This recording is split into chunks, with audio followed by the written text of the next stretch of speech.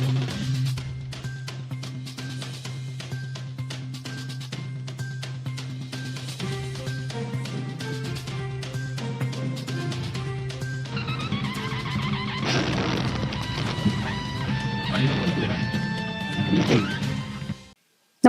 आपण पाहता हिरकणी न्यूज.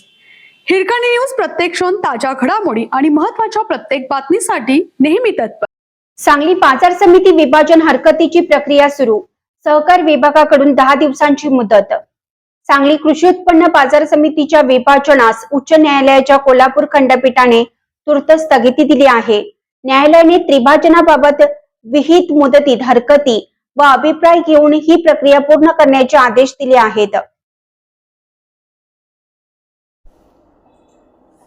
मागील अनेक वर्षापासून चर्चेत असलेल्या सांगली कृषी उत्पन्न बाजार समितीच्या त्रिभाजनाचा निर्णय 6 एप्रिल 2026 रोजी शासनाने अंमलात आणला होता.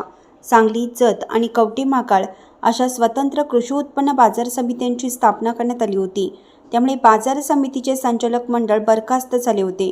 सरकारच्या निर्णयाविरोधात बाजार समितीचे विद्यमान संचालक मंडळ उच्च न्यायालयात गेले होते. महाराष्ट्र कृषी उत्पन्न खरेदी विक्री अधिनियम 1963च्या कलम 44 आणि उच्च न्यायालय सर्किट बेंच कोल्हापूर यांच्या आदेशान्वये ही नोटीस जारी करण्यात आली आहे. सद्यस्थितीत सांगली बाजार समितीचे कार्यक्षेत्र मिरज, कवठेमहांकाळ आणि जत या 3 महसुली तालुक्यांपुरते मर्यादित आहे. या कार्यक्षेत्राचे तालुकानिहाय विकेंद्रीकरण करून सांगली, कवठेमहांकाळ व जत या 3 तालुक्यांसाठी स्वतंत्र कृषी उत्पन्न बाजार समिती स्थापन करण्याचा प्रस्ताव आहे.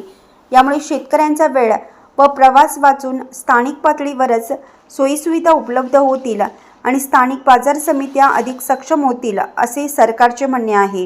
विभाजनाच्या या प्रक्रियेअंतर्गत सांगली बाजार समितीची उपलब्ध निधी, आर्थिक मालमत्ता, कर्मचाऱ्यांचे वाटप, दिलेले परवाने, न्यायालयीन प्रकरणे आणि दायित्वाचे हस्तांतर यावर निर्णय घेण्यात येणार आहे. या अनुषंगाने सांगली बाजार समितीने आपले अभिप्राय आणि संबंधित कागदपत्रे नोटीस प्रसिद्ध झाल्यापासून 10 दिवसाच्या आत जिल्हा उपनिबंधक कार्यालयात सादर करण्याचे आदेश देण्यात आले आहे.